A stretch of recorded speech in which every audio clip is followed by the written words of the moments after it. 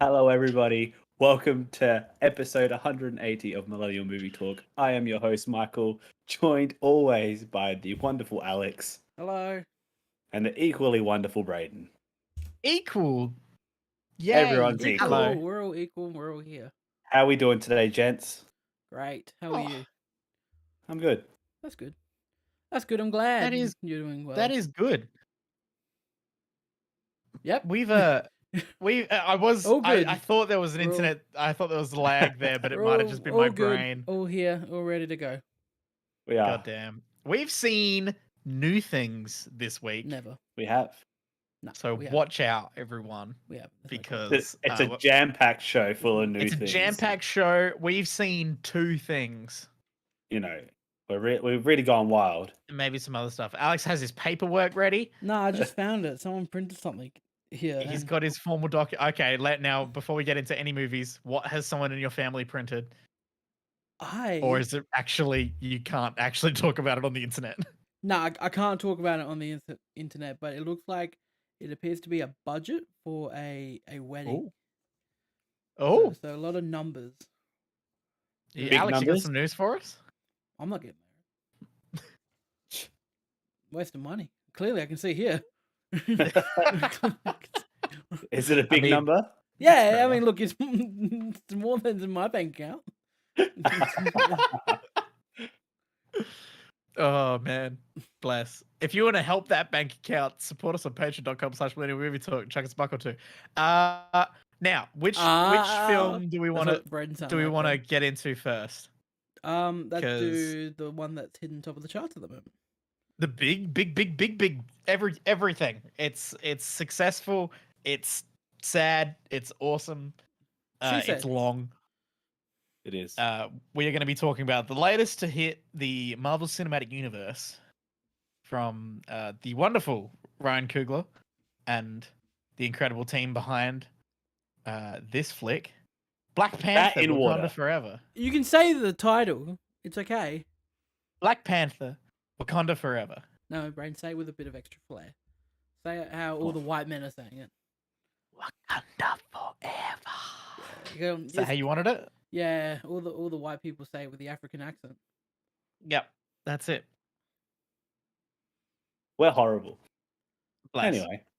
So now Anyway, you back get to the to story. enjoy what I'm sure is a really exclusive corner of the internet of three white guys talk about Black Panther: Wakanda Forever. I fucking loved this movie. Yeah, I genuinely enjoyed this one. Definitely like it better than the first one. From memory, I feel like the second, the first one deserves a rewatch at some point. But Well, I mean, it's only like sad with age. Like I feel like even watching the end of Infinity War, like where you watch T'Challa turn to dust, is really fucking sad. yeah, It's a tough watch now, just with context. But Yeah. goddamn, that's so bad. Okay, that's fine. Now it's fine. Now Because it's they're okay. white. Yeah, bless. But yeah, I fucking loved this movie.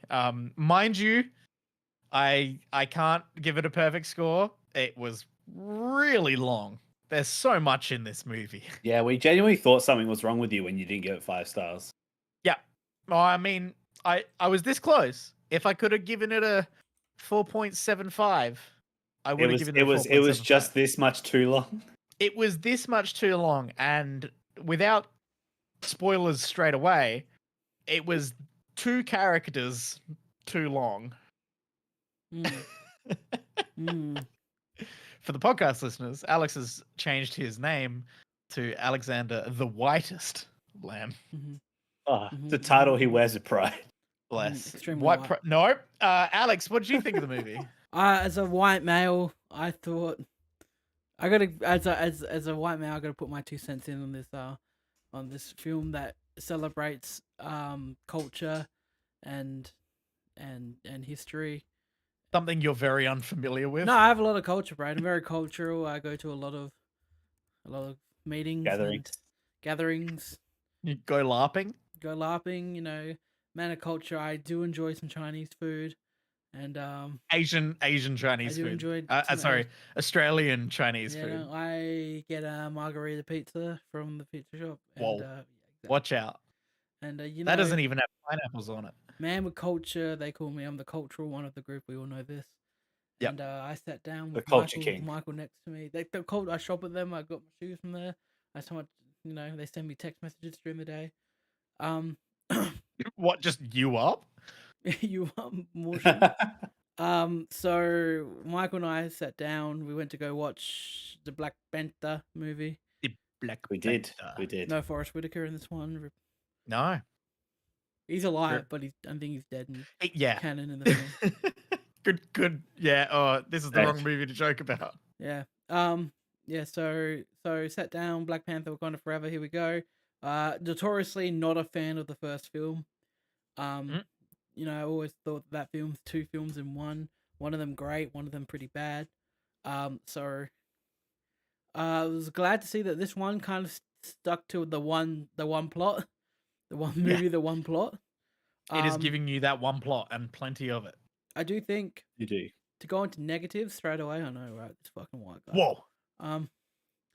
I agree. There's certain characters and certain plot lines that have a big presence in the film that we can just snip out. Probably cut about 15 minutes out of it. There's probably about 30 minutes of the movie you could just altogether cut out. Yeah, I feel like that checks out a lot. I think 15 minutes definitely. Mm. I feel like you might start to lose a little bit if you start to push it a little bit too far. But mind you, this is a long movie. Yeah, I but think you could really in cut a out 30. counterpoint, it doesn't like you don't feel it. It's not like one of these movies. It's just it is long. I feel like maybe in a second watch it may feel a bit long, but that initial watch, it didn't feel long. I thought like we sort of got to when you knew Act 3 was about to begin, and I thought that was still a good hour. I didn't think we were that far in, but yeah. So yeah, with that, I think there is probably about 20 to 30 minutes you could just snip throughout the film. Certain characters, don't know what Martin Freeman's doing in the film. And very much. Honestly, watching Martin Freeman appear on this screen just feels like going, oh, they had to try and have at least one white person in this movie. I just think the Martin Freeman storyline was definitely what Marvel wanted in the film. Yeah, definitely. It's so unnecessary to the story that they're telling. You get the setup for the plot purely we're trying to avoid spoilers for now. You get everything you need to set up the overall plot of the film just with the Queen at the UN meeting. Which is early on. And I don't need the continuous follow-up with the other white people. Look, Martin Freeman has the utility at early on in the movie. Like he has his one useful bit. Yeah. And then it does kind of stick with him a lot. It really that could have just been like a fun little cameo because I think that's where it should have ended. One. I think he should have only been there to guide the characters to the new character they introduced in this film. And then I think he should have been gone after that. Who talk about new characters in this film. Absolutely love them. They are excellent. They're really good. Yeah. I like the introduction of Riri Williams. Obviously, we all know that she's so funny and so fun and so cool. I'm interested to see if it benefits that she was introduced in this movie instead of her own solo project. I kind of feel like they were touching on like enough of her origin story ish that they probably won't delve into it too far, I imagine. So yeah, you reckon that'd be more flashbacky stuff if they in her own solo stuff, maybe more than closer to actual dedicated runtime to it? Yeah, I also have realized over the past week that Killmonger and Namor, same motive, same villain. They want to do the same thing. Yep. So that's we're doing the same thing.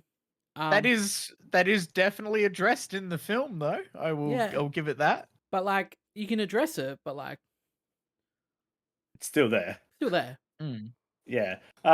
Look, for what it's worth, I thought Namor was pretty cool. The actor did a good job. I think he did great, and I think the world building of like all the Namor's stuff is pretty epic, and like the story behind it and stuff. I thought that was good world building. I thought his city was really cool. Yeah. Was it called Talakan or stunning. whatever it was called? What? Terokan or something. Yeah. They say it with the accent, Brayden. Yeah. Oh, if I do that, I'll Like piss so many people Totokan off. or something. Something along those lines. I tell you what, Atlantis. though, this has set a high bar for Avatar too. I don't think it has, by the way. Everyone's saying no, it has not. Everyone's saying, You don't I think think? this has set a high bar for Avatar too. Ryan Coogler did not have to invent CG technology to record these underwater scenes. Yeah, but I've seen scenes like this in every other bloody Marvel project of underwater shit. Aquaman. Look, and are we out here saying that Aquaman 2? No, sorry, Avatar 2 is gonna be out here defending Aquaman? This is the same shit that's in Aquaman. Doesn't look any better than it did in Aquaman. Stop. This people. does look better than Aquaman. Aquaman looked like shit. No, Aquaman looked good, and this looks good. And Look, we got to stop comparing Avatar. We haven't seen Avatar 2.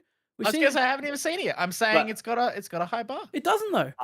I think from the Avatar 2 trailers though, that it's just stunning. Like I wasn't sitting there like the same this as everything water else looks that's come good. out in the past 5 years. But I anyway, will not take any future Avatar slander. it's not welcome on this podcast. Not welcome. I absolutely loved what they did with Namor. They took Namor, however it's pronounced, such a character I couldn't give two shits about in the Marvel comics and everything. I've never really enjoyed him. I've never been interested in him. He's quite boring and weird. And their infusion of like Mesoamerican, like Latin cultures, and that actor just absolutely crushed it. Needed more of him. I felt like he was barely in the film though. Yeah, I want more, and I want more, and stupid. I love the fact they committed to his stupid fucking little winged feet, and them just looking real silly because you giggle every time they're on screen. But to be fair, I thought his action scenes were wicked, like the zipping around and stuff. I thought he was cool. Flying was cool. I thought the attack on Wakanda with flooding it was probably the peak of the movie. That scene is that. I want to say almost wish that was finale. Action. I almost wish that was finale of the film. The last act of the I do film like that. I do like in, that a fight flooded scene Wakanda. better than the final one. Because also that fight scene has severe stakes because there's civilian lives at risk. Yeah, in the final battle scene's kind of very isolated. Yeah, it's very out in the middle of nowhere. Yeah, so I really felt like if that's even something you could cut out, you could rework. You could have the finale be their attack on Wakanda. Mm. And the flooding of Wakanda. That's really cool set piece, and I thought that stuff was great that they did there. But something I do want to bring up is because I saw a TikTok on it, and they have a completely different point to it. So I thought what they did with Chadwick, and knowing they got the blessing from his family and stuff for it, and just dealing with it as quickly and painlessly as they could at the start, like they'd practically be like, yes, he has died, not dragging it out, not trying to CGI him in or anything. But then I saw a TikTok, must have been the next day or something, and they were just like, I can't believe that they would just take his death and shove it into the movie to kill off his character. No, just shitting on it. And I'm like, I thought that was the best way to do it. I thought that was the most respectful way to do it. They paid so much respect and care and mourning for Chadwick through T'Challa in just the most incredible way. What got you more? What hit you harder? The opening with the Marvel logo in silence with him is everything, or what they did at the end with Shuri? I feel like they both hit that first bit with the logo treatment is with just silence is real fucking sad. The end is where I teared up. The end is spoilers. We're gonna go spoilers quickly. If you don't want to, the rest of it would be spoilers. Here's just spoiler warning for the Black Panther Wakanda Forever. Skip ahead. Quickly before we do spoilers, what do we give it? first off the bat, I was 4 out of 5, but now I'm regressing to about a 3.5. I'm still probably sitting strong at a 4, I reckon. And I'm at a very strong 4.5. Easy. Now spoiler talk. All right. Well, Spoiler I talk. thought the ending hit me much harder when it was Shuri reflecting and burning the white cloth and Yeah. by the This beach. story that they've told over this entire film about someone who was really struggling with the grieving process and like their part in T'Challa's passing, Chadwick's passing, it just the entirety of the film, by the time you get to that point where Shuri is reaching the point where she's grieving and she's sort of moving through the grieving process through their culture and everything, which is excellently done. Yeah, 100%. It hits so hard, Yeah. and then seeing the flashbacks. I think the song over the flashbacks hit me, and Did they then play a song the over the mid-credit flashbacks? scene I thought it was was silent. just I thought no. On the flashbacks, it was real quiet. It was like the sound of the beach and her crying. Yeah. Yeah, they didn't and then play Rihanna came in. Whew. Yeah, then the song came in, yeah. But I definitely that ending hit me more. Then they sort of gave you a double tap with the mid-credit scene. A mid-credit scene was the perfect way to recast T'Challa. It's so perfect. Oh, the second that they're so fucking. That's the best decision. So smart. Anyway, I thought to stay on. I thought they just at its worst they tried to do too much in this one film because you had it's a lot. There is a lot of characters. There is a lot of characters. That's it. There's a lot of side characters as well. And I found the ones that I wanted to see more from were the ones that weren't in it as much, which was being M'Baku. He's the best. He's the best. Oh my god, Winston Duke is so good. Like just when they're sitting in the like the courtroom, and someone says something he doesn't like, and he just starts making the sounds. Yeah, it's do gorilla noises. Yeah, they're just like, oh my god, and like great. They are that group, and Winston Duke going the from Jabari like tribe. in the first film, him being like against them, like wanting to take the power, and then becoming this savior and protector and part of the community. Yeah. And then in this film, seeing the next part of that where he's leading them at their worst, lowest point until Shuri comes in. So you had like, I think we had the films at its best when it's exploring Shuri's grief and you know Wakanda's loss and how they're dealing with it. That's where the film's at its best. If that was focused and refined on more, like, and that was kind of like there wasn't everything with obviously that and the Talakan. Is it Talakan? Oh, the Namor story. Talakan, those two, in my opinion, should have been the only thing in the film. I think Riri's cool. Riri's great. I think if we cut her out, it could be or refine her or more. Yeah. I didn't need to see her Mark II at the end. I thought. Yeah. I also didn't love the look of her Mark II. Yeah, it's very interesting because they like obviously she's got a homemade suit, which she Mark I. does, and then getting the like Wakanda version. Is like it kind of gave the same vibe as when we got we only had like Spider-Man's like main costume for like a movie or two, and then all of a sudden it was like Iron Spider. It's like, oh, I didn't even get time to appreciate that. I gotta say, so though, I assume they're saving her actual costume for her show. But a fun little design. The peak of the movie where I went, this is why I love this moment the most, was when Shuri creates the thing, the Black Panther fruit or what? The heart-shaped herb. The heart-shaped herb, and she finally creates it. And she sits there and she's looking at it, and you just know. And this is a credit to Letitia Wright, who she's sitting there, she's looking at it, and she goes, "This could have saved my brother." Yeah, and like she's finally made the thing that she was trying so hard to make. Yeah, and it's so like it's heartbreaking, and it really puts her in that mindset of what happens then when she goes to the ancestral plane and everything. It's leaked Yeah. months and months and months ago. I never saw See, any Brayden, leaks. I'm in the same boat as you. Oh my god, I was not expecting it. So within this floored. leak though was also an apparent Doctor Doom post-credit scene. Oh. Yeah, so this is one of the things I got right. The things in the leak included pretty much the whole story. Included Riri's role, included Yep.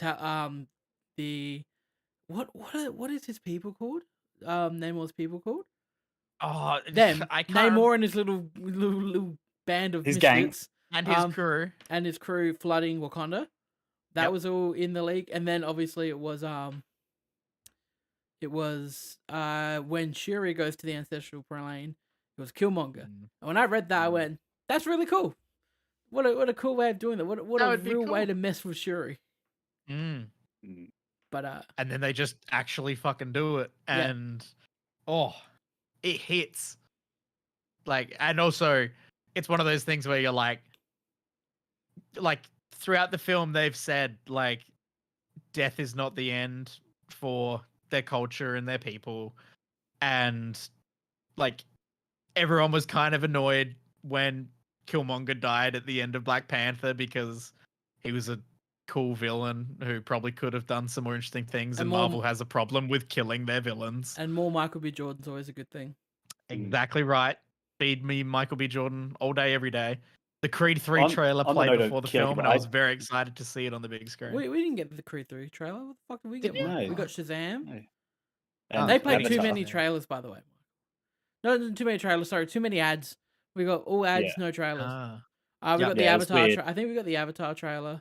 We did. Yeah, we got the Avatar trailer and Shazam, and I genuinely reckon they're the only two that we got. Yeah, I think we got Avatar and Creed, and that was about it. But Creed was real good. On the note of killing people, they killed quite a few people in this. I wasn't expecting so bad for Shuri when her mum died. I went, oh my god! I went, oh, hasn't this girl been through enough? She's already at such a low point, yeah, and is struggling so hard, and then you give her the greatest challenge that you can, like, and you got to think, like, her dad already died years ago as well. Yeah, she's got no one. Like, she's the last of her family. Her whole family is gone. She's got a nephew she didn't know about. That's about it. Oh. Yep. So yeah, she is. That's the sister-in-law as well. She got Lupita Nyong'o, which she was also great too. She, like, when she rocked up, she was incredible. Yeah. Great seeing her. Yeah, again. returning. They explained why she kind of disappeared for a long time there. Yep. Very smart, very, very well handled.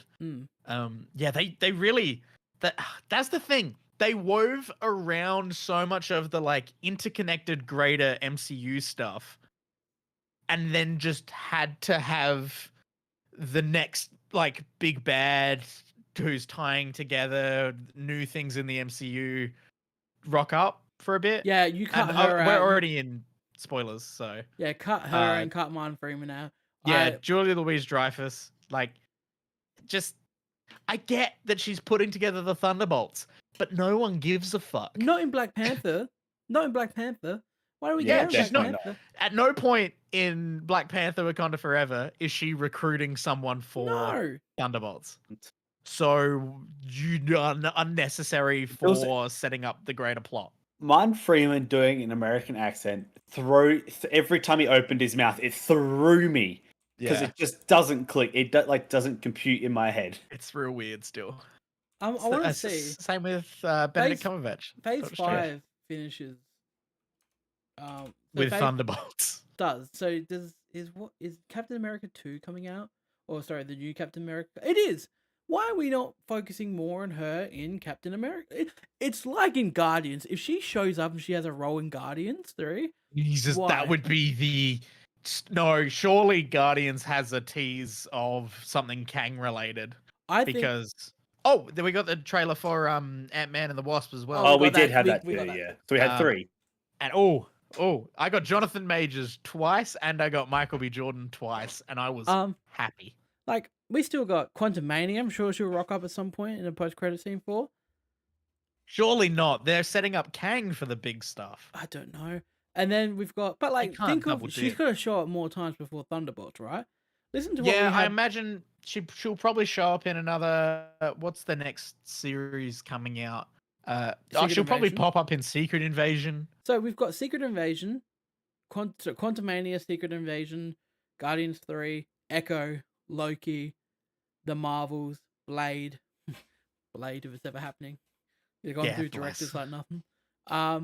Ironheart, Such a shame. Agatha, Coven of Chaos, Daredevil, Captain America: New World Order, and then Yep. Thunderbolts.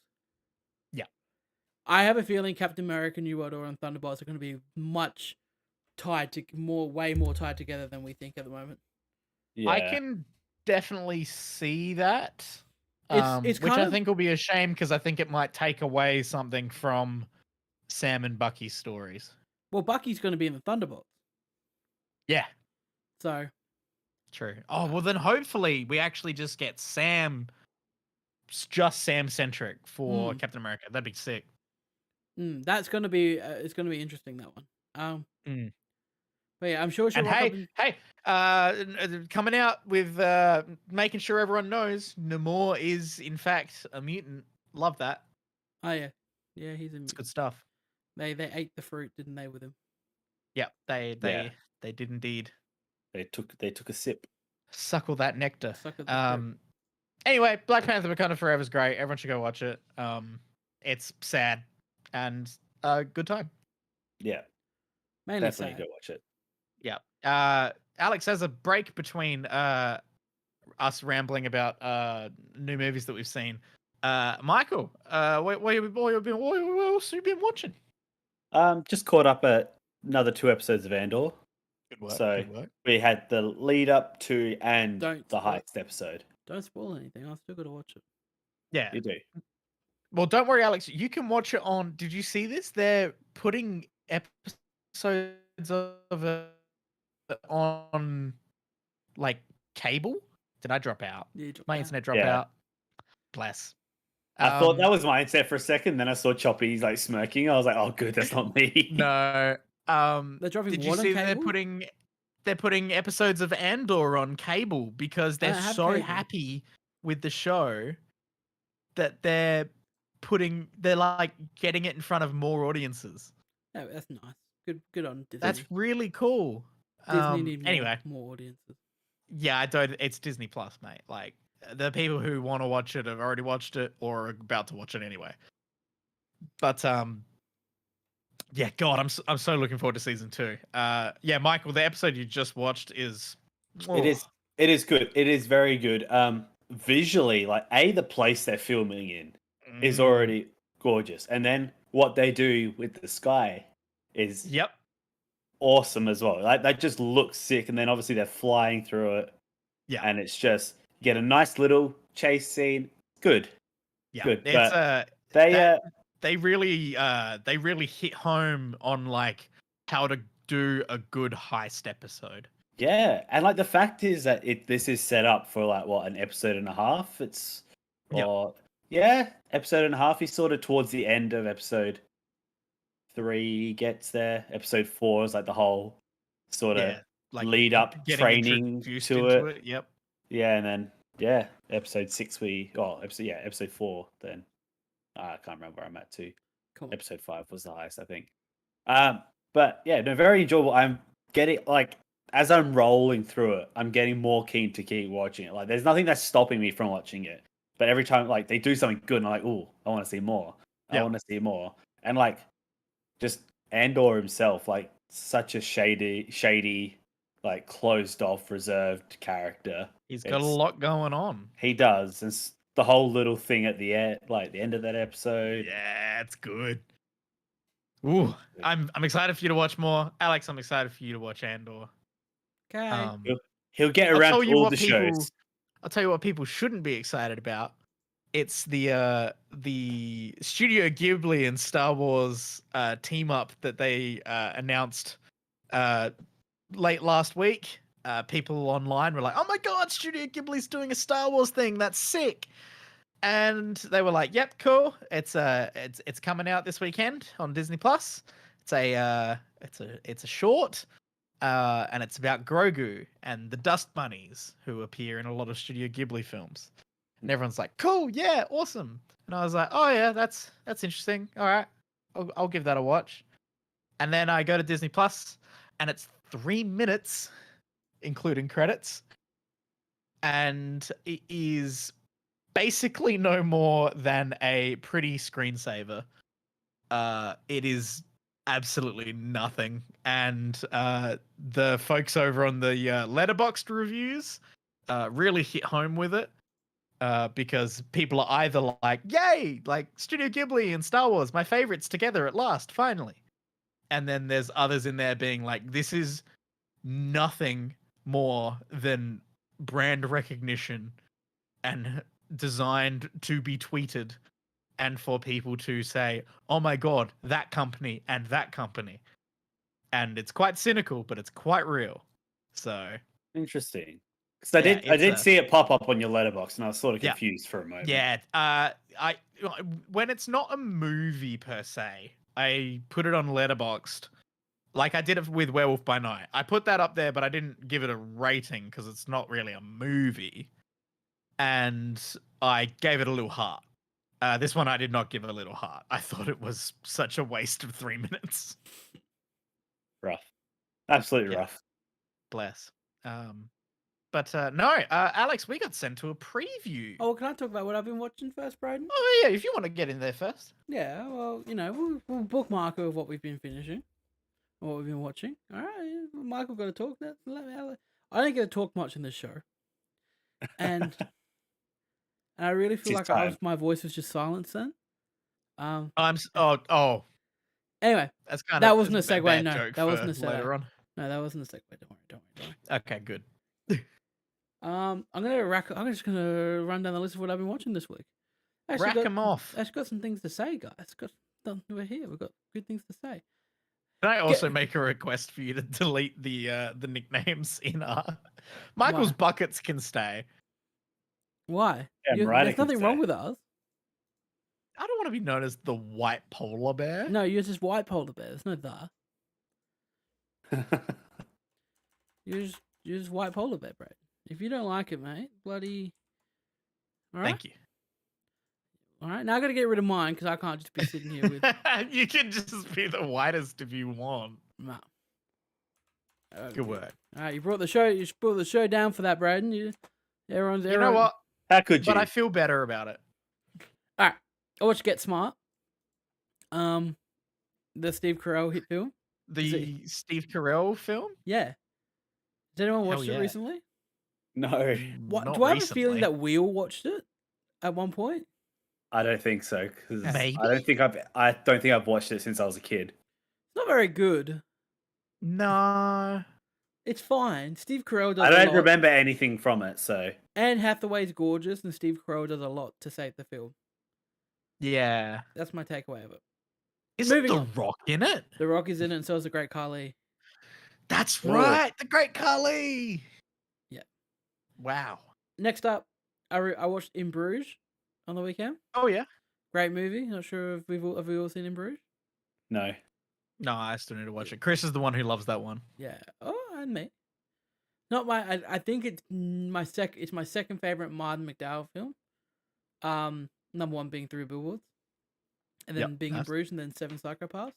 Very excited for his new film coming out this in a few weeks called The Banshees of Inisherin with Colin Farrell and Brendan Gleeson. It's set in like, where is it, man? It's got like the most basic premise for a movie. On a remote island off the coast of Ireland, one friend suddenly puts to an end their lifelong friendship with the other friend. Like, what a premise. Yeah, that's it.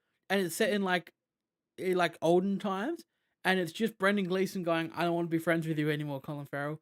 And if you come and try to be my friend and talk to me, I'll chop your fingers off." And that's the movie. Damn. So I'm very excited for that because it's the same two main actors from In Bruges, and I'm very excited for that. That's cool. Next I can't remember who it was recently, but I heard someone recently be like, Oh yeah, that Three Billboards movie. I fucking hated that. Oh, they're the And I worst. was like, Oh. whoa, I haven't heard that opinion on that. They're the worst. So They don't yeah. get good filmmaking. And, there you go. And if you ever find out who that is, I don't want to ever be in the same room as them. I'll try and remember, but I It was probably actually Brayden himself. He was just trying to test the I'm gonna water. fucking kill you, bro. won't. I still haven't seen it. You should. Next up, I should. we watched Whiplash on the weekend Hey, because Whiplash is incredible. you we love were Whiplash. watching this when we were trying to have a board game night. And then I watched it the next day. Good work. So Whiplash, incredible. Love Whiplash. Everyone should watch Whiplash.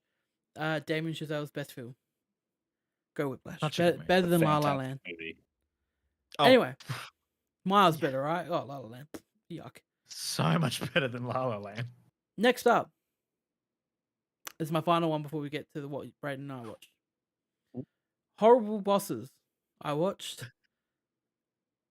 Horrible Bosses is great. Okay. It's great. It is great. It's great. I Charlie Day, really like that Jason movie. Sudeikis. You know, it was the other one. Jason The other Bateman. one? No, not Jason Bateman. Is it Jason Bateman? It's Bateman, right? Yeah, Bateman. Yeah. Yep, they're all great. Jennifer Aniston's in it. Aniston. Colin Farrell also in it. And He plays the shithead son, he plays doesn't the he? shithead son. Yeah. Almost unrecognizable as Colin Farrell. And then, you know, it's one of those films that if the Kevin Spacey controversy did anything and all of his ewy stuff, you know, it makes you hate Kevin Spacey more than this film already wants you to. Damn. So, That's yeah. impressive. So, As someone who only recently watched Seven, that's impressive. Mhm. Because when he pops up in that, holy shit. I flip my lid. yeah, Horrible Bosses, still great. Speaking of horrible bosses, Brayden and I watched the movie. It got sent to a press screening this week. Oh my lord! I mean, you're not wrong. I'll give you that. That's the Oh, reason boy. why I wanted to go in the middle. Good work. Good work there. Yes, we got sent to a preview screening of the new film coming out called She Said, She said, what did she which say, is Brayden? about the New York Times investigative journalists who broke the story on Harvey Weinstein and his horrific ongoings at Miramax. Sorry, a lot of the and- letterbox reviews are just that's what she said. Of course it is. Jesus. This is obviously based on true events, like dramatized and sort of nipped and tucked and edited for a book and then for a film. A film. Tell you what though, they do an excellent job of representing everything in there really, really well. Wow, it's one of the ones that grip you, isn't it?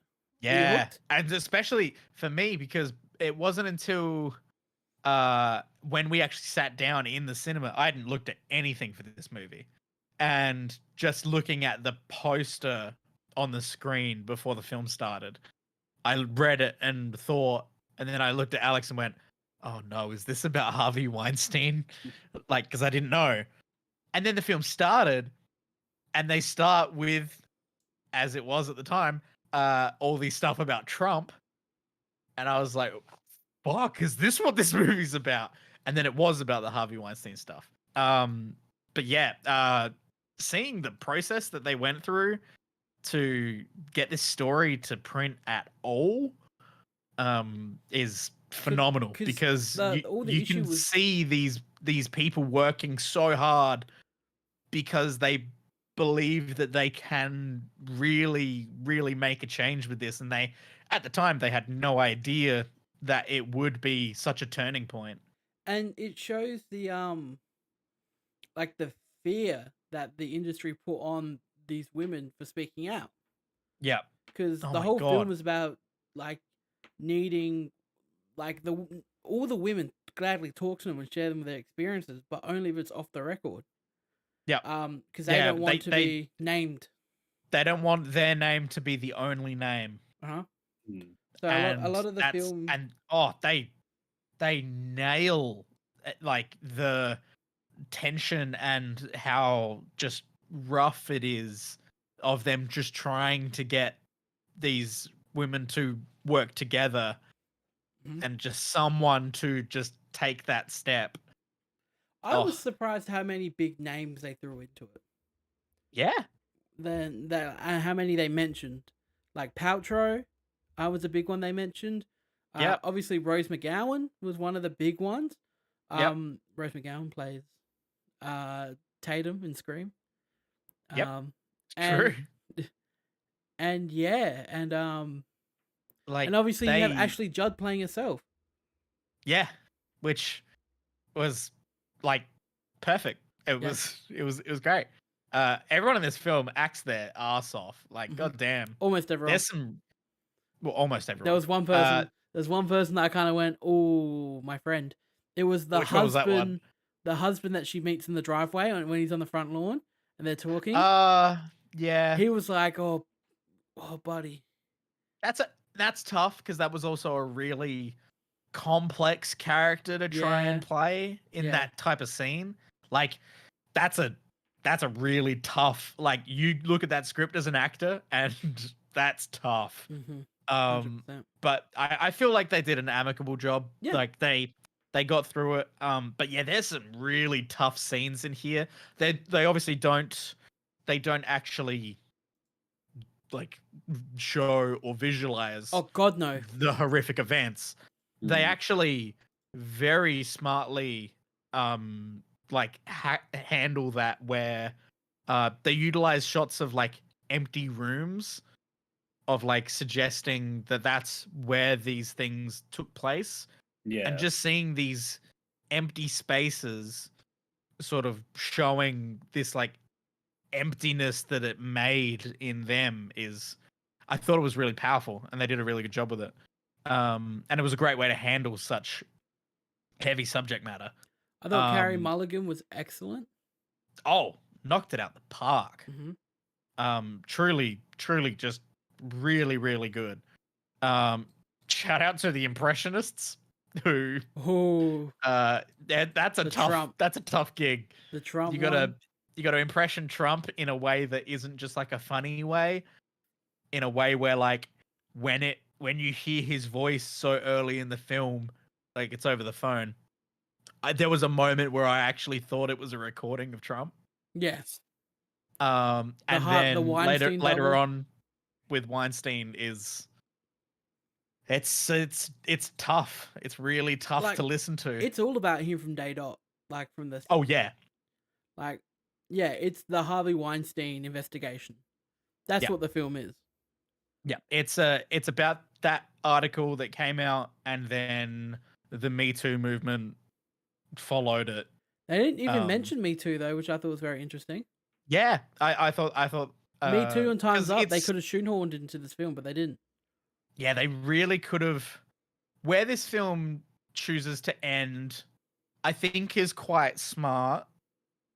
The way it actually physically ends is like, quite cheesy, very movie-esque. Is it them? They just click the button and then it ends? Yeah. Okay. Like cool. them just clicking publish. Like, I get it.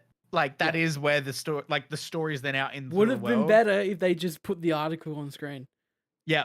Alex had this thought immediately after the film, because they give you the they hit publish, and then they give you the thing where they're like, after this article was published, 82 something women, and then they give you the facts of like what happened. Yeah, like next. He's now serving this much time. He's still got trials. The story here. is so integrally about getting this story to the point of getting it published that when they hit the publish button, I do agree, Alex. I thought it would have been really powerful to just show the article on the screen and to scroll through it slowly so that you could just read it. Like the Star Wars crew. Yeah. Well, yeah, basically. Like, I think that could have been really powerful. But I still think it was they nailed the tone of that ending. Like, you absolutely fucking despise this poor excuse of a human of Weinstein. And the people around him, the enablers. Oh my god, like the lawyers and everything, just horrendous. We don't like And lawyers. No, we don't like men. No, no. But that's another thing this film does really well is they're not just full on anti-men, because that's a pretty easy stance to take in this sort of situation. They really give you a broad spectrum of like people in this world. Like you get your guy who is like really incessantly hitting on you at the bar and is being like quite very, very rude and very, very Obnoxious. forward and very gross. And then you're also getting this loving, caring father who's supporting their wife as they're working on like the story of their entire career and supporting them when they have to go and leave for work and everything, like amongst their own tough work. Like this is a story that really shows and represents the hard work that these women went through as mothers alongside like hardworking journalists. Like, oh, it's just excellent. But yeah, I think I gave it a 4.5 as well. Yeah, I gave it a 4. I really enjoyed this film. Yeah, it's one of those things I think we said afterwards, like that's one that I wouldn't really actively seek to rewatch. I would want to show it to someone and I would probably watch it again in that context, but like it's pretty like rough material. Like Very. it's not a pleasant event to remember and think back on. In the category with Spotlight, where they're very well made movies, but I wouldn't watch them all that often. Yeah, like I wouldn't, like I haven't even seen it because like I haven't been in a mindset ready for it. But like I wouldn't just put on Schindler's List for I haven't seen Schindler's an List. evening's watch. I haven't seen it. Like Yeah, I haven't that's seen it how either. much. That's how much. Oh, that aren't we a great film pop movie podcast? intimidates me. We've gone through the films that we haven't seen, and we all know that Michael and I are the worst. We are pretty bad. But no, I do haven't seen think E.T. I would say She Said is like almost a must-see film, but like you do need like some warning going into it. Yeah, a bit of warning's good. Yeah, but yeah, I think it tells a really, really important story and gives some really good context and representation around that as well. So go see it. That's a Brayden guarantee. Go see She Said, and then go see the most recent blockbuster action movie, also about grief. My top 3, last 3 watched movies on Letterboxd are just about horrible people in power, where you've got Whiplash, Horrible Bosses, and She Said. Yep, that's it's gonna be top very 4 true. when I finish watching Horrible Bosses 2 tonight. But what will you follow it up with after that? What's another story about bad men, horrible people in power? Bombshell with Charlie Theron and all that. Yep, that's also that is in the same bracket. Or I never saw that one, but or that movie with that the guy was saying when we were leaving the theater. Oh yeah, we ever heard this guy being like, oh yeah, it's like this movie that they what was it? It was assistants or something. The assistant, I'm pretty sure. And he started talking about it to this person he was with, and then he just went, but I don't think it was as good as that one. So it was like, oh okay, well, we're gonna watch the assistant. I won't watch that then. Yeah. Bless. Yeah. But yeah, it's been a good week for movies. It's been a good week for movies. We've got a good month and good time coming out for movies. Coming out soon. We've got The Fablemans coming out. I don't know, it's fucking Australia, isn't it? Probably come out in January at this point. Yeah, probably for us. With Spielberg's new film, the partly autobiographical one about his life. Mm-hmm. That's coming out. We've got the one I was mentioning before with Colin Farrell coming out. Yep. We've got Knives Out 2 coming out. Yeah, I keep forgetting. That thing's coming out. Yeah, Avatar 2 coming out. That is gonna be insane. We got a lot of movies, a lot of big movies coming out. Daniel, Avatar 2 now just a month away? Or less than a month? All right. Well, if you guys want to do something next Wednesday night, Hoyts are playing a screening of it. Of Avatar 2? No, Knives Out 2. Oh, okay. I was going to say. Did you say Knives Out 2 or Avatar 2? I said Avatar 2. Oh, well. But like a month away from Avatar 2. I'm talking about Knives Out 2. But yeah, Knives Out 2. Yeah, that I am keen on that. I really enjoyed that first one. Yeah. And they, just checking here, it looks like Palace Novel have got a advanced screening of the Spielberg film on December 13th. So if that's Cool. advanced screening, then definitely January. Yeah, definitely January for Australia. Wow. Yeah. Bless. We get And then I guess I'll be just going into my cocoon and waiting until February for the next Marvel property to come out. Yeah, you go into your cocoon. Yeah. You do that. Have we got any update on when the Flash is meant to be coming out? Still coming out next year, apparently. Oh boy. Either June or July, one of them. I really James Gunn's got some tough work ahead of him for getting that DC shit back on track. 100%. Oh well. Well, guys, I think we did it. Unless anyone else got anything to talk about. No, good. I'm good. We all good. I'm good. Brayden, All good. Michael, you brought us in. You wrap us up. Oh no, I don't know what to say. You only sit here and listen to it every week. Let's guide you through this, okay? All right. Thank you everybody for listening to you're doing episode great, babe. You're doing 180 of Millennial Movie Talk. Good. Check us out on all your podcast services of choice, wherever they be. Don't forget to subscribe on YouTube. Leave a comment. We'll answer your questions if there is one. Ring that little notification bell. Let's push it. Come on. One task at a time. That's fair. Yep. Alex is on the next one. Is he? Yep. You want to take photos of me? You want to follow?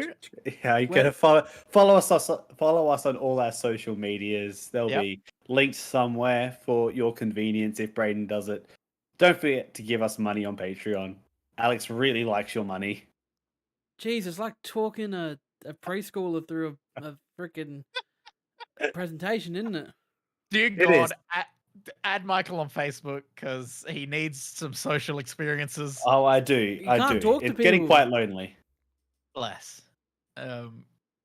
Well, with that, as always. That's it. I'm Alex. I'm Brayden. And I'm Michael. And that's just go before Michael embarrasses himself more. Goodbye.